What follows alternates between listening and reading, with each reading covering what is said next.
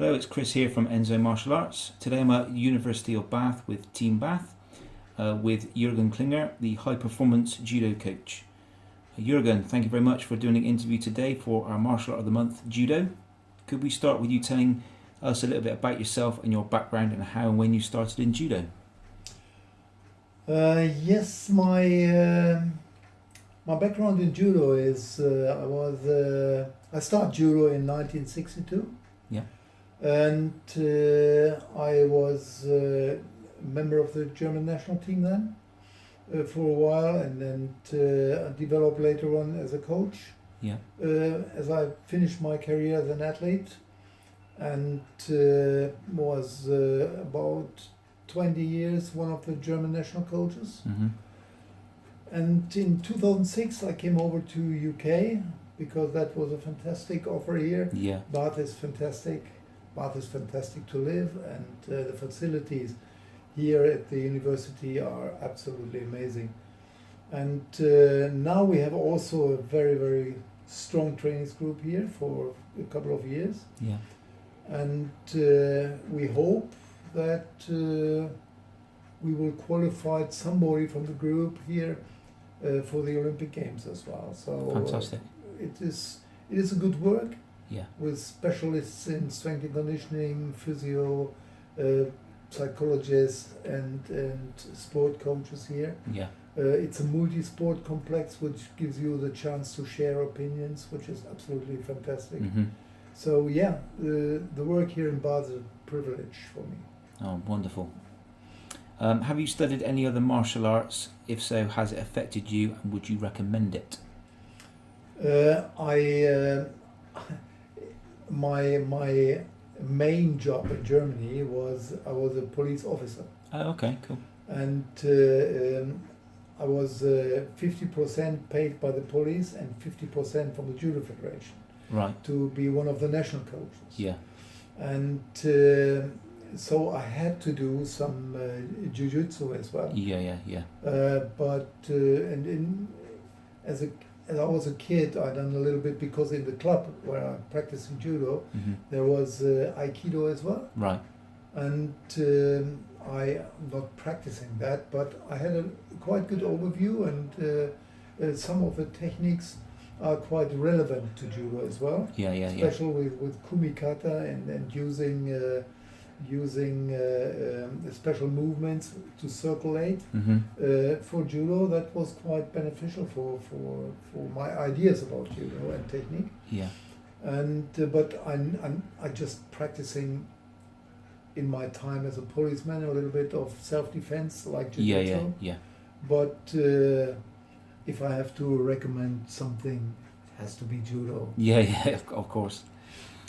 Can you tell us about what keeps you interested in judo after 52 years?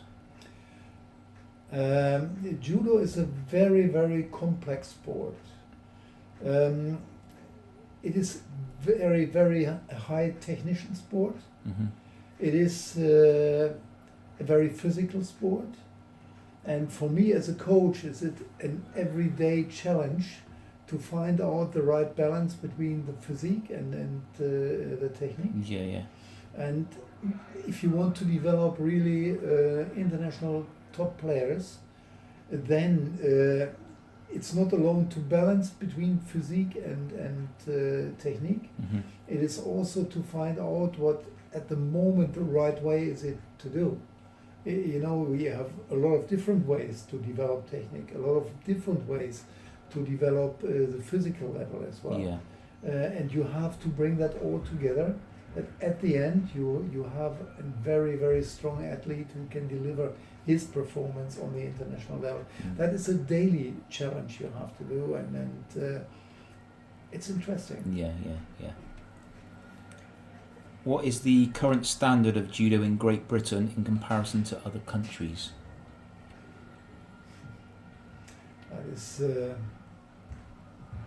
That is a very, very difficult question for me because I'm working in British Judo for a couple of years, and what I have to say is we are far away from every international level.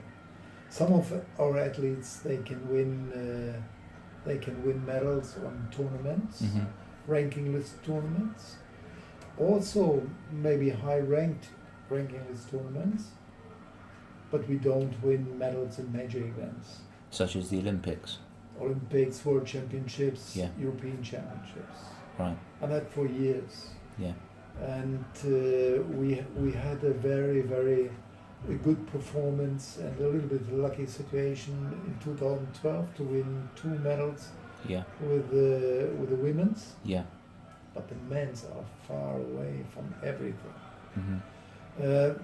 For the women's, we are now on the road maybe to have 5 qualify for the Olympic Games. Yeah. 5 are good on the road to qualify.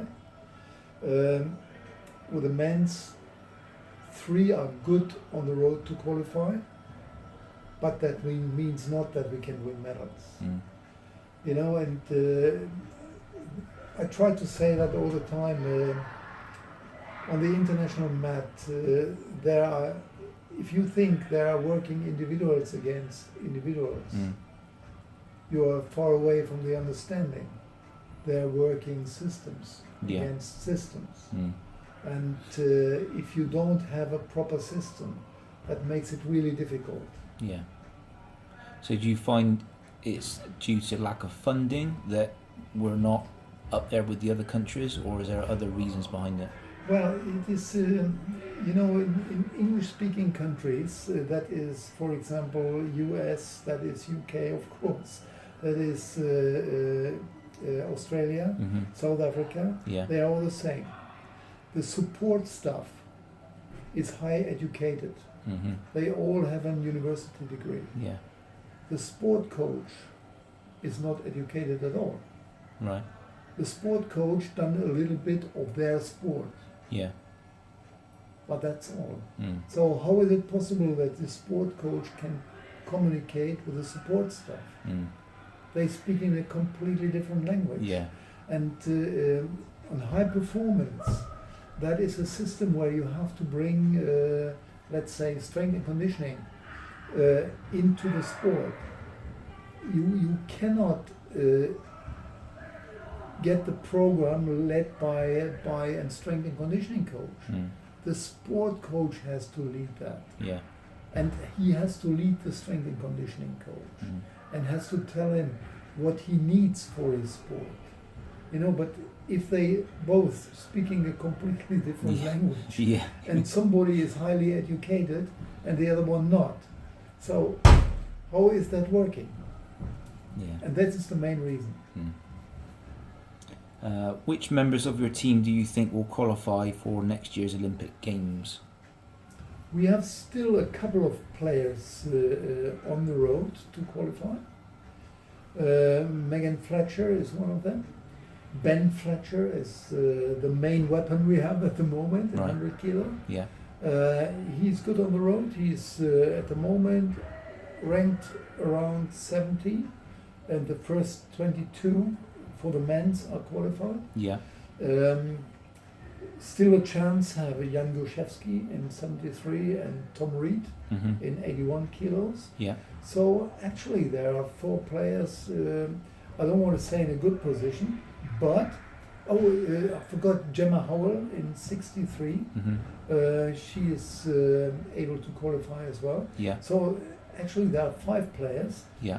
They have still the chance to qualify. Right. The best position at the moment has been Yeah. with the 17 ranked. Yeah. Yeah. And we hope that, I mean, we have still 15 tournaments, the European Championships and the big Masters tournament to qualify. To qualify, right. To win ranking list points, Yeah. you know, and we finished the qualification period end of May. So there are a lot of things can be happen, but again, the best position at the moment has been. Brilliant. Let's hopefully he comes back with some medals then. Touch wood. What's the worst injury you have received through judo? I think the worst injury myself, I saw myself Mm-hmm. was the injury from Karen Briggs Right. in 1989. You know, this worst photo and video as well, where she broke in bone and Yeah. you know, oh, terrible. Yeah. I was there at this World Championships. It was terrible scenario. Yeah. You know, but she came back strong, Mm. so the recovery from that was good. You know. Yeah. It is always difficult to see an injury and deal with that for Mm. everybody, you know. But we have that. It's high performance sport. It's not without injuries. Yeah, exactly. You know, you have to deal with that. Yeah. And I guess being here, you've got the facilities to deal with any kind of Okay. injuries anyway. With Absolutely, yeah. We have a big medical team upstairs. You know, we have based the EIS here, the English Institute for Sport, as well.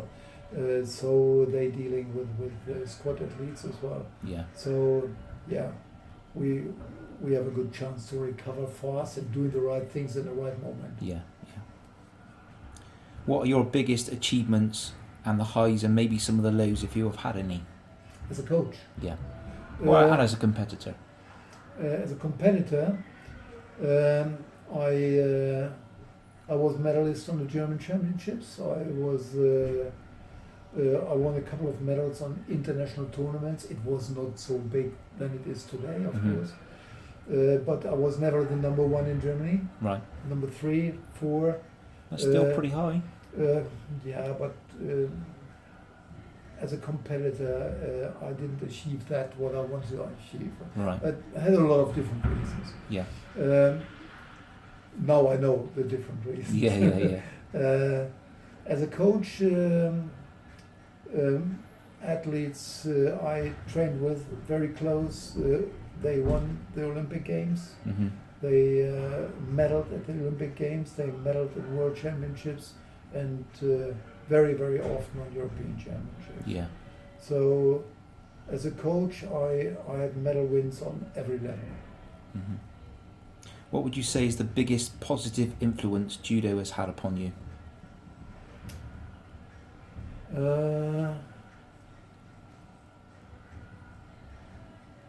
A good understanding of the human body, Yeah. the function of the human body, discipline, Yeah. and structured work as well. You know, the structure and the discipline, these are two components you can use in every direction of your life. Mm. And judo brought that to me. Yeah. And if I'm looking back, that was beneficial for me in my whole life. Mm. If you could give one piece of advice to somebody that is beginning their martial arts journey now, what would it be? Focus on a very, very good technical level before you start with physical development. Yeah. Your technical level is the biggest area you have to develop. Yeah. And if that is not going to happen, you can do on a physical level what you want. You will not improve. The technical level and the coordination is the most important thing what you have to do. Mm. And if you got that, which takes a while, Yeah. that takes a long time. The physical level to develop, that takes not so much time. Yeah. That is easy. But the technical level, for that, you need the right coaches, the right impact, and if you develop that first, and you have that, then you put the physical level yeah. through, then you will have success. Yeah. Absolutely. Yeah, totally agree with you. Can you tell us about your coaching career? Yeah, as I said, I studied in Cologne in Germany, doing my coaches education program. The coaches education program in Germany is a quite tough one. Right. It's not an open study. It's for all the Olympic sport. Yeah. It is that the federation can send only 2 coaches a year. Right. So you cannot go if you want. If you believe about yourself, you can go. It's not possible. The federation has to send you, Mm-hmm. and the federation only takes the best coach that they have at the moment. Yeah. And the federation is a little bit in a small frame, because they only can use national coaches. They have this degree. Yeah. Otherwise, there is no possibility to be a national coach. Mm-hmm. So I done my degree there, and 3 years. Yeah. That has a lot of things are related to physiology,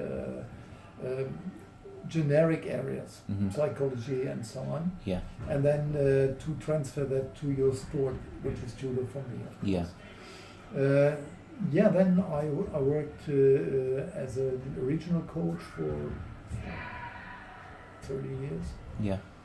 I worked as a head of judo in an Olympic training center for 25 years. Yeah. And I was one of the national coaches in Germany for about 20 years. In different areas, sometimes more related to the men, sometimes more related to the women. Mm-hmm. And it was a great time, and I had a lot of, I was able to develop a lot of experience internationally. So it's just for example, I was 30 times in Japan, always average 4 weeks. Yeah. Yeah. So that was just Japan, Yeah, without yeah. saying anything about how often I was in France, in Russia, or whatever. You know, Yeah. that was just this area. Yeah. So I was able to build, based on my education, Mm-hmm. a lot of experience as well. Yeah, And, that gives me a very strong background. Yeah, definitely. Also, I would like to say, and not everything is positive. It gives you a very big background, Yeah. but that big background creates sometimes a little bit narrow view. Mm. So you need a good discussion partner to break that off sometimes. Yeah. Otherwise, yourself getting too narrow. Yeah. And sometimes it's good to feel that somebody kicked you, that you start thinking again. Yeah. What are your aims and goals in and outside of training? Doing the best what you can do. That is the only aim I always have. Yeah. Doing the best what I can do. That means not that we win the Olympic Games, but if I can bring Ben Fletcher to the point that we can say we done the best job to increase his level to the best what he can achieve at the moment. Yeah. That is what I want. Yeah. And if that is related to an Olympic medal, fantastic. Yeah. Yeah. To finish off, could you tell us about the classes you run here for those interested in starting judo? The judo program here in Bath has 3 different lines. We have a community club. Yeah. The community club is dealing with kids. They are doing kids work, Mm-hmm. promoting judo, build the foundation of judo, things like this. Yeah. And we have a student club Yeah. here at the university. Mm-hmm. The student club is related to recreational judo for students. Yeah. And we have the high performance group, which you see outside. At Yeah. the Yeah. moment. Yeah. This high performance club, this high performance group is high performance judo. They train 2 times, 3 times a day. Mm-hmm. Not only judo, weightlifting, running, the whole program. Yeah. And we do our program completely different to other centers in the country. Right. We're doing completely different trainings, intensities, and also contents. Right. For example, we go twice a week in different times of the year. Trampolining. Yeah. Or we're doing some from January again, some psychological work. Right. To deal better with a competition day. Mm-hmm. You know, to regulate yourself better in a competition day. Yeah. So we do it a little bit different to other places in the country, and we have success with that. On the British Championships, the last couple of years, we was always dominant. Yeah. And that's a good feeling. Mm. That's a good feeling. As I said before, judo is so complex. You never have a real measurement. If somebody is a long jumper and he jumped 8 meter and the next year 8.5 m, brilliant success. Yeah. Judo, what will you say? Yeah. You know, every tournament is different. If you win, let's say the British Open this year, and next year you got the second place, that means not that your performance was lower. No, exactly. You know, that maybe it was a much stronger tournament and actually your performance was better. Yeah. But, you know, silver medal, not the gold. So judo is very complex. Yeah. That is difficult to say. Yeah. So the recreational use of the judo facilities, that's something that is run by someone here, or is that run like yourself, or is that run by an outside group of? No. It's everything is steering here from this little office. Right. Okay. Yeah. In judo here. We have a young lady who's doing that. She was a high performance player before. Yeah. It's Natasha Maslin from Bristol, and she's stopping judo because judo is too expensive for her. It's a shame because she won a European Cup medal. She's a talented girl. Yeah. But the federation don't recognize her, and it is always difficult with a federation like this to deal with, you know. Yeah. So there are other countries they dealing on a different way with athletes. For example, they have a squad for each weight class. And they select all 4 each weight class for tournaments and send them to find out who the best one. Right, okay. The best international result will go to the major tournaments. Yeah. And that is not so here. If you're on a British squad, it means nothing. Right. You know, you're not getting selected. And so she made this decision to say, well, if that is so, I can't afford that with my own money. I have to pay for my study. She finished her study here, you know. I have to work now, otherwise I can't survive in life. So, and I know exactly I have to train twice a day. There is no chance for me. Yeah.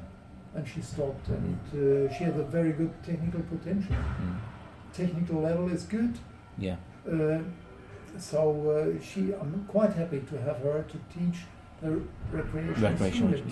Yeah. And she has a coach's education as well, level 2, which is not so high rank, but it gives her the chance to understand how she can deliver sessions and so on. You know, and because she has the coaching degree here in Bath, she can combine this knowledge as well. So that gives her a good background to teach the recreational. So do students that want to come here for recreational judo, do they contact her direct, or do they contact the Bath University? If they study here, we have the Freshers Fair. Yeah. You know, then the student clubs are present there, and they can come to the training sessions, and they know when the training sessions are. They get their information at the Freshers Fair, and then also with the student union here, they can find out when the recreationals are here, and then they step in. Okay. Brilliant. Well, thank you very much, Juergen, for doing our interview today for Enso Martial Arts. Thank you. Not for that. It was a pleasure. Thank you.